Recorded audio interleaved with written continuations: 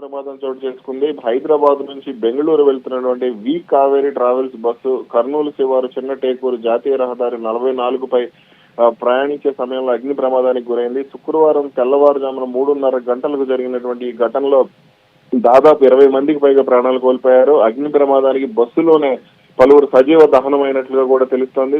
ప్రమాద సమయంలో బస్సులో మొత్తం 44 మంది ఉన్నట్లుగా కూడా సమాచారం వస్తోంది. ముందు 40 మంది ఉన్నారని అందరూ భావించారు, కానీ ఆ తర్వాత మొత్తం 44 మంది ఉన్నట్లు తెలుస్తోంది. అయితే వీరిలో ఎమర్జెన్సీ డోర్, అత్యవసర డోర్ పగలగొట్టుకుని మొత్తం 12 మంది బయటపడ్డారు.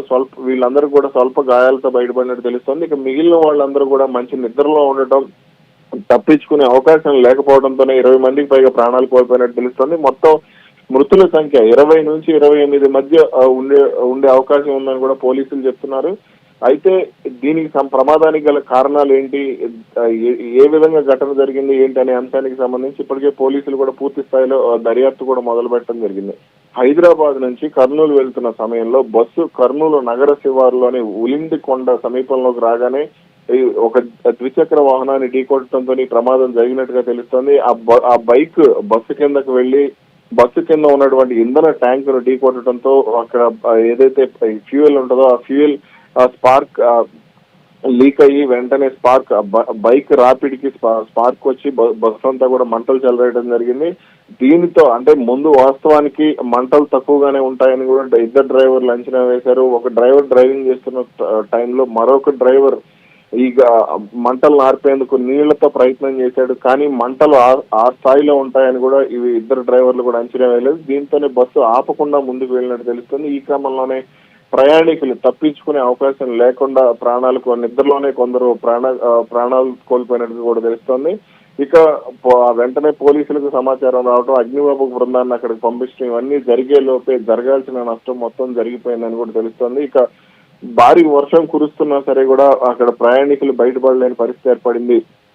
మంటల్లో నుంచి బయటకు రాలేక అటు అత్యవసర డోర్లు కూడా వెంటనే బయటకు వెళ్ళలేకుండా బస్సు అంతా కూడా వేగంగా, అంటే ఫ్యూయల్ ట్యాంక్ కాబట్టి బస్సు అంతా కూడా వేగంగా మంటలు వ్యాపించడంతో ఈ ఘటన జరిగినట్టు తెలుస్తుంది. అయితే ఘటన జరిగిన వెంటనే ఇద్దరు డ్రైవర్లు కూడా పరారైనట్లుగా కూడా చెప్తున్నారు. అయితే రెండవ డ్రైవర్ ను పోలీసులు అదుపులోకి తీసుకున్నారు. ఇక దీనికి సంబంధించి ఇప్పటికే అటు తెలంగాణ ప్రభుత్వం, హైదరాబాద్ నుంచి బయలుదేరిన బస్సు కాబట్టి తెలంగాణ ప్రభుత్వం కానీ అలాగే ఇటు ఆంధ్రప్రదేశ్ ప్రభుత్వం కానీ కూడా వెంటనే వేగంగా స్పందించడం, అక్కడికి అత్యున్నత అధికారులు ఎవరైతే కర్నూలు ఎస్పీ ఉన్నారు విక్రాంత్ పాటిల్, వీళ్ళందరూ కూడా అక్కడ ప్రమాద స్థలానికి చేరుకోవటం, సహాయక చర్యలను పర్యవేక్షించడం ఇవన్నీ కూడా జరుగుతున్నాయి. ఇక దీనికి సంబంధించి ఏం జరుగుతుంది ఏంటనేది కాసేపట్లో మనకు పూర్తి వివరాలు తెలియాల్సి ఉంది. అయితే ఈ ఘటనలో ప్రాణాలతో బయటపడిన వారి వివరాలు ఒకసారి చూద్దాం. ప్రమాదం నుంచి రామిరెడ్డి వేణుగోపాల్ రెడ్డి, సత్యనారాయణ, శ్రీలక్ష్మి, నవీన్ కుమార్, అఖిల్, జస్మిత, అకీరా, రమేష్, జయసూర్య, సుబ్రహ్మణ్యం ఈ ఘటనలో బయటపడ్డారు. ఇక హిందూపూర్ కు చెందిన నవీన్ బస్సు ప్రమాదంలో గాయాలైన వారిని 6గురిని తన కారులో కర్నూలు ఆసుపత్రికి కూడా తరలించడం జరిగింది. ఇక పుట్టపర్తి నుంచి హైదరాబాద్ కు వస్తున్న హైమారెడ్డి బస్సులో మంటలు చెలరేయడాన్ని చూసి ఆగారు. పోలీసులకు ఆమెనే సమాచారం కూడా ఇచ్చినట్టుగా తెలుస్తోంది. ఇక వెంటనే పోలీసులు ఆమె సమాచారం ఇవ్వగానే ఘటనా స్థలానికి చేరుకుని వెంటనే సహాయక చర్యలు కూడా ప్రారంభించడం జరిగింది.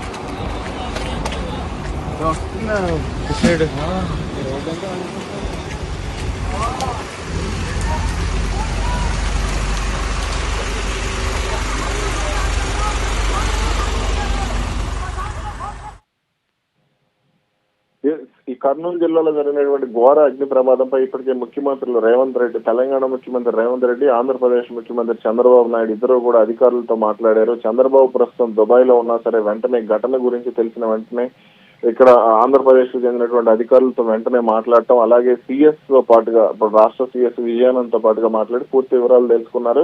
ఇక ఉన్నత స్థాయి యంత్రాంగం అంతా కూడా ఘటనా స్థలానికి వెళ్లి సహాయక చర్యల్లో పాల్గొనాలి, క్షతగాత్రులకు బాధితులకు అవసరమైన సహాయక చర్యలు అందించాలంటూ కూడా ముఖ్యమంత్రి ఆదేశించారు. ఇక మృతుల సంఖ్య పెరగకుండా కూడా అవసరమైనటువంటి చర్యలు తీసుకోవాలంటూ కూడా ముఖ్యమంత్రి రేవంత్ రెడ్డి సూచించడం జరిగింది. ఇక ఇదే సమయంలో మంత్రి తెలంగాణ ముఖ్యమంత్రి రేవంత్ రెడ్డి కూడా ఈ ఘటనకు సంబంధించి తీవ్ర దిగ్భ్రాంతి వ్యక్తం చేశారు. మృతుల కుటుంబాలకు రాష్ట్ర ప్రభుత్వం పూర్తిగా అండగా ఉంటుంది, అలాగే మృతుల కుటుంబాలకు ప్రగాఢ సానుభూతి వ్యక్తం చేస్తున్నట్టుగా కూడా రేవంత్ రెడ్డి తెలిపారు. ఇక అధికారులతో, ఆంధ్రప్రదేశ్ అధికారులతో మాట్లాడి అవసరమైనటువంటి సహాయక చర్యలు తీసుకోవాలంటూ కూడా ఆయన ఆదేశించడం జరిగింది. ఇక ఇదే సమయంలో అటు మంత్రులందరూ కూడా రియాక్ట్ అవుతున్నారు. అటు తెలంగాణకు సంబంధించి రవాణా శాఖ మంత్రి పొన్నం ప్రభాకర్ తో పాటుగా ఇటు ఆంధ్రప్రదేశ్ కు సంబంధించి మంత్రులు రవాణా శాఖ మంత్రి బీసీ జనార్దన్ రెడ్డి, ప్రస్తుతం ముఖ్యమంత్రి చంద్రబాబుతో పాటు ఆయన దుబాయ్ లో ఉన్నారు.